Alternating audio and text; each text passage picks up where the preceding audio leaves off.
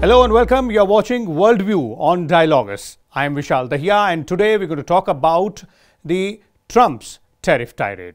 Now, in less than 3 months since he took charge as United States President, Donald Trump has put in place a trade policy which has turned into a roller coaster ride with many surprise announcements and U-turns by him. This has led to mayhem in the stock markets across the world and an extremely confused scenario for manufacturers, suppliers, and the policymakers of almost all countries in the world.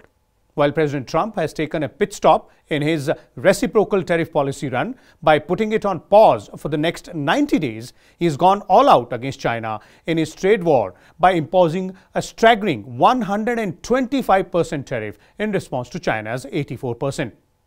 Both sides seem to be in no mood to back down from their respective stand, and China has reached out to European Union and ASEAN countries to forge a united front against US on this issue.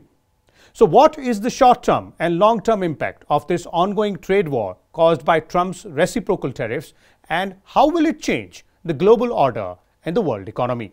For more on this, today we're joined by a panel of two distinguished experts. Let me first introduce them to you. Former Ambassador Niraj Srivastava and Alok Bansal, Director of India Foundation, are joining us. Welcome both of you gentlemen to the show. Let me begin with you, Ambassador Srivastava, and let's start by asking the most important question here. What is it that President Donald Trump seemed to have planned to gain by putting in place this reciprocal trade policy? Fundamentally, there are two things which President Trump wants to do. He wants to bring back manufacturing jobs from China back to America.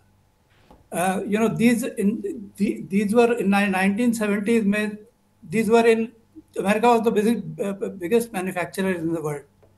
Now, today China is the biggest manufacturer.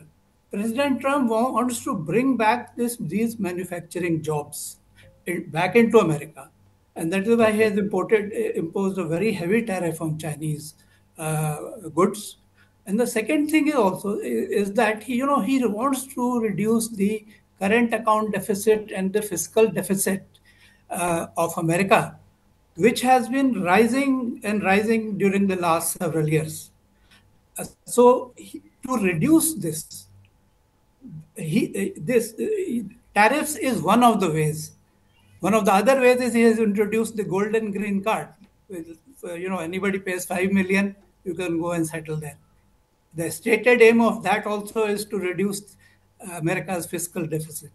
So these are the broad, in my view, objectives. Okay, let me bring in a quick reaction from Mr. Bansal as well, and that will try and figure out as to whether it is working or it is not working in the initial few weeks. Mr. Bansal, do you see this happening? Because these twin objectives, one is to again make America a manufacturing powerhouse, and two, to bring down the fiscal deficit of United States of America. Now, the second one seemingly might be easier to achieve, but as far as making America a manufacturing powerhouse again in across the sectors, is that a sort of a feasible or a tangible target which can be achieved in short term or even in mid term? See, firstly, what Ambassador Srivastava says, I tend to agree with him that the twin objectives is to make America a manufacturing base and reduce fiscal deficit.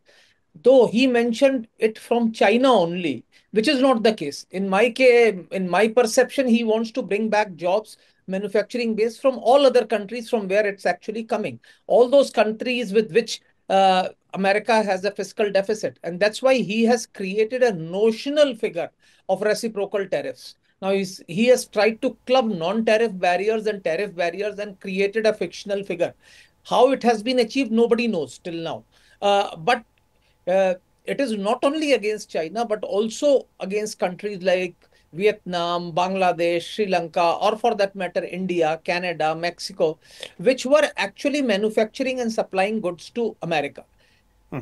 Whether he'll be able to achieve it now, first thing is he just made a statement, I think yesterday or day before, where he says because of tariffs, we are getting $2 billion a day Now, how true or how correct the statement is, so if he's getting $2 billion a day, then that reduces the fiscal deficit considerably. There is no doubt about it. So Hmm. that part is being achieved. Making America a manufacturing base, to my mind, is going to be extremely difficult because, firstly, the American populace is now no longer willing to go and do a blue-collared job because the socio-economic development in US has reached a certain level where you will find that people will find it difficult to go into a manual jobs. The Hmm. second problem is that today's supply chain system is so integrated that with this tariff wars taking place, the cost of manufacturing in US would go further, and that would make the products uncompetitive. Hmm. So he can try, but to my mind, in most sectors, it will not succeed. Okay, fair enough. And you're talking about various other players apart from China, of course, Vietnam, Bangladesh, and several other countries. On a lighter note, several of the islands as well, which are inhabited by no one but penguins. But coming back to Ambassador Srivastava here, Ambassador Srivastava, the next in line, a logical question or the logical explanation which we might look forward to is that if that's the goal, a noble goal for the United States of America by its president in terms of bringing down the fiscal deficit and increasing the share of United States of America in the global manufacturing, making it a manufacturing powerhouse once again. The question is, why is it that there are, voices against this policy within the USA, apart from, of course, the political reasons? And the second part is that why then put a pause to it? And why so many U-turns and twists by President Trump? The latest one is, putting a pause for 90 days on all reciprocal tariffs except for China. Well, I meant that not only China, but these so-called reciprocal tariffs have been imposed on all countries in the world. India is one of them, and you mentioned some, on a lighter note, you mentioned some island also. What has, what has happened over a period of time? Like you would recall that during his first term, Mr. Trump had imposed high tariffs on China. China was singled out. At that time, it was not the whole world. China was singled out at that time. What happened was that China shifted its manufacturing to countries like Vietnam, Cambodia, Thailand, other places, Bangladesh. And instead of coming direct from China, the trade was diverted through these countries. So China was able to manage that particular situation. Now, in the present situation, the crucial difference is that it is not China alone, but it is all countries. So I think all countries, and to tell you the truth, all countries as of now are looking at their own interests. There is no joint front. But China being sees itself as a peer competitor of the US means it wants to become the number one superpower in the world. So China cannot afford to be seen as backing down. And therefore, China has put retaliatory tariffs. Yesterday's announcement from Mr. Trump raised import duties on Chinese goods to 124%. China's announcement raised duty to 84% coming from the United States. Other than this, there has been no, although EU has also mildly kind of reacted negatively, but no other country has openly come out in defiance. Most countries are saying, keeping quiet, and in fact, most countries are approaching the Trump administration for bilateral trade agreements through Okay. which they may be able to bring down their tariffs, including India. And our talks started in February, and we have a 6-month deadline. That means by August or so, hope to reach, bilateral trade agreement with the U.S. But above everything else, let me say one thing. What we are seeing today, we are seeing things in a state of flux. We are not, the situation is changing on a day to day basis, you know. So we can only speak of what it is today. Okay. What is going to happen tomorrow, and finally, what is going to happen after 3 months, 6 months? Who's going to hit hard to be hit hard? Nobody knows. Mr. Trump has, I must give to his credit, he has paused the reciprocal tariffs on all countries except China.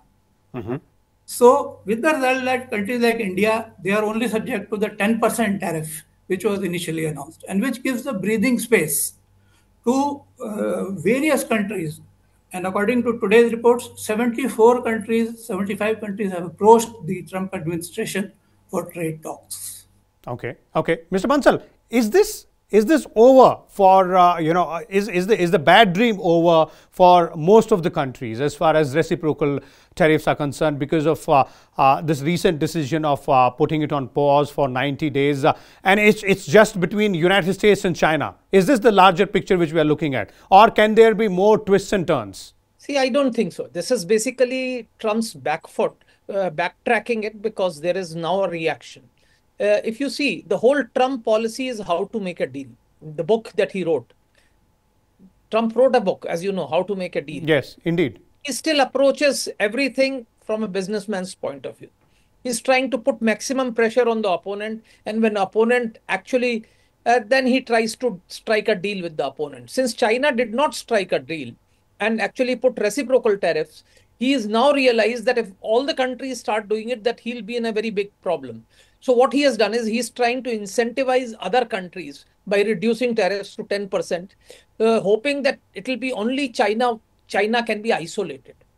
Now, whether it can be done or not is debatable point, because blocks like EU will have a problem, because EU's average tariff, according to EU, is only 1.7% on US. Now, even if you have put 10%, you have actually put a subjected them to additional tariff. And EU is a big trading bloc. So if apart from China, now if EU starts taking actions against US, then I don't think so this war is over. The second is that he has withheld it for 90 days. You really don't know what he's going to do after 90 days. The demands may be unreasonable at times. Like, for example, if he tells India that open up your agricultural sector, are you willing to do that? I don't think so that's possible. That's where I think US has a big plus. If they say wheat, corn, these should be the open imports must be allowed. Will we be in a position to do so? So there are a lot of issues. Food subsidies, the minimum support prices, all these come under the rubric of subsidies. So all these can get into your fertilizer subsidy. So there are issues. Now this 90 days is basically a tactical move. It is certainly not a change of heart as far as Donald Trump is concerned. Okay, a tactical move by Donald Trump, and of course in line, keeping with in line of his book, which he had written earlier, How to Make a Deal. Looks like he's a great deal maker, and he's pointed out time and again in his comments and his speeches as well that nobody can make a deal better than him. But again, coming back to the China part, and Mr. Srivastava, as Mr. Bansal was pointing out, as far as China is concerned, the plan seems to be from President Trump to isolate China, but China has already reached out to EU, the European Union and the ASEAN bloc. Interesting part here is that both EU and China are each other's biggest trading partners. No, that is true. But what the EU is now fearing is that China will reduce the prices of its exports further and flood the EU markets with Chinese goods, with the result which will be very damaging for European economies. So EU actually is in the process of taking anti-dumping measures against Chinese exports to EU. China and EU, they differ in as far as they may be biggest trading partners. That's correct, but nobody wants to be economically hurt, and EU will be economically hurt if China starts. Chinese producers have already started offering discounts on their exports to India and other countries. If they do the same thing in EU, the EU markets will be flooded. So I expect actually a trade problem between EU and China also. It is not going to be some kind of on the face of it. It might seem that it is in the interest of EU and China to come together and jointly face US. It will not happen. The economic reason I have already given you. The political reason is that EU is the NATO partner of the United States, the strategic partner, member of NATO, and on political grounds, all EU countries know that it will be very difficult for them to survive without the support of the United States. If Okay. they make the United States angry politically, they will be the United States will make sure that their interests could be hurt. So from the political standpoint also, I don't think that EU will break ranks with the US and join China. Okay. And what about the ASEAN bloc? Major players out there as well. No, that's true, but ASEAN bloc also realizes that the size of the American market, all these various countries, like some countries like Mexico and Venezuela and some other countries have already accepted Mr. Trump's conditions and said that we will abide by the thing. ASEAN countries will first of all look at their own interest vis-a-vis China and vis-a-vis US. The US market is the biggest market in the world. Everybody knows that. So they will be faced with the choice of whether they want to save their market in US or they want to save the market in China. They cannot. China, in any case, is doing a lot of trade diversion through manufacturing in the ASEAN countries, as I mentioned, like Okay. Vietnam and other countries. So, I don't think that there can be that ASEAN states will gravitate towards China and jointly face the US. I don't think that will. They will work out individual bilateral trade agreements with the US. Okay, of course, everybody will have to, watch out for their own economic interests in this turbulent scenario, I would say, wherein nothing is clear, state of flux, as Mr. Srivastava is pointing out. Every new day brings with it new kind of problem, and of course, something to cheer for at least a few countries on the global face out there. But Mr. Bansal, one particular global power which is, I would say, conspicuous by its silence, and we need to understand, because I'm not only trying to understand the economic metrics out here, but the whole geopolitical metrics also, the scenario, how it changes, how it sort of rearranges the world order. And the country I'm talking about is Russia. See, firstly, let me get back to what Ambassador Srivastava said. I have a deep disagreement with him as far as the EU is concerned. Okay. EU has already realized that their future does not lie with US. In fact, already the France and Germany have made very categorical statements that they need to build up their own defense forces. The Europe's security cannot be mortgaged or hypothecated to United States of America. NATO has now become an extremely tenuous alliance. After Trump's interference in Russia-Ukraine war and the way he has gone about it, his threat of annexing Greenland, the statements about Canada becoming the 51st province, I can tell you there is a deep disquiet within NATO, and all NATO allies are extremely upset with US. Their immediate short-term economic Interests might force them to toe US line for some time, but all of them have realized within these last 3 months that they need to move on. They need. So the seeds of distrust have been sown as far as NATO partners are concerned between the US and the EU members of the NATO, but it might not germinate, into a full bloom tree in the short term. In the short term, you're saying economic interest may still decide the course of action. In the short term, they may not want to immediately confront US, but you have seen already France and Germany have come up with categorical statements Indeed. and trying to shoulder. In fact, the way EU has stepped up support for Ukraine has shown that they are willing to support Ukraine despite US having pulled out. And they exponential increase in Germany's defense budget is an example of that only. Very clearly. And I am quite clear that if Trump continues with these policies, within 2 years, you might sound the death nail for NATO as far as that is concerned. Okay, let's move on to the Russia question now. See, the Russia is very clear. Russia has Donald Trump has always had a certain soft corner for Russia in the past, but the way he has gone about Ukraine and he's trying to pressurize Russia, Russia is unlikely to bow down. So Russia is actually keeping quiet and seeing which side of the bread is buttered. It was happy when he was pressurizing Ukraine. They were very happy and they showed it.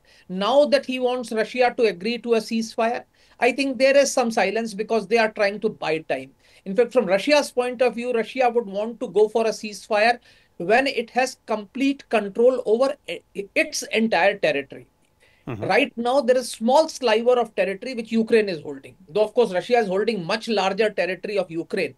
But when you negotiate, the size of the area doesn't matter. When you negotiate, you probably have to give up some territory of theirs. So they probably want to negotiate from a position when they have nothing at stake. It's only Ukraine's territory which is at stake. So that's one of the reasons why they are not taking up open stance. But Russia today is extremely dependent on China. Let there be no doubt about it. Exactly. Similarly, we are also keeping quiet because we realize that in this confrontation, we can find a way out. Because if you look at of course, reciprocal tariffs have been withdrawn. But before they were withdrawn, if you saw at the tariffs, all the textile producers, the major apparel producers, their tariff rates were higher than India's. Vietnam, Bangladesh, Sri Lanka, China. The four major apparel producers were all, even Pakistan for that matter, was higher than us. So that had opened a window of opportunity. Pharmaceuticals had been relieved, but we probably want to maneuver and see how we can push our economy forward, probably become suppliers for both US and China, where they are seeking goods from each other. Maybe we could substitute China in US and US in China.